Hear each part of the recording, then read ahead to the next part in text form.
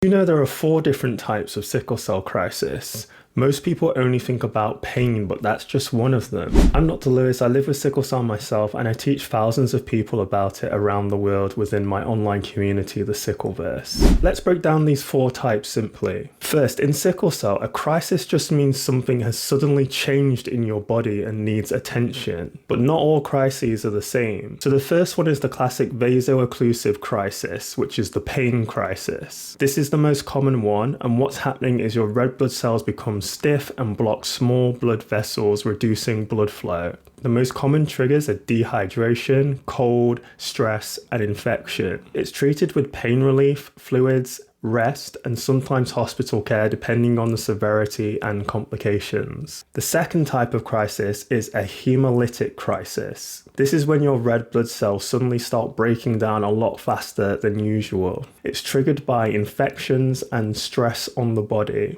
It's usually treated by closely monitoring your blood levels, fluids, and sometimes blood transfusions if it's severe. What you might notice with this type of crisis is more fatigue and jaundice, which is the yellowing of the eyes and the skin, and you'd have that more than you'd have pain. The third type of crisis is called a splenic sequestration crisis. So what's happening is your red blood cells are getting trapped in the spleen, causing it to enlarge and your blood count to suddenly drop. Again, this can be triggered by infections, or it can just happen spontaneously. It's treated with urgent medical care and usually a blood transfusion. It's more common in children, so if you have a child with sudden weakness, dizziness, and enlarged swollen tummy around the spleen area, then you need to get them to hospital urgently. The fourth type of crisis is the aplastic crisis. This is when your body temporarily stops making new red blood cells. It's commonly triggered by a virus called parvovirus B19. Treatment consists of monitoring the blood level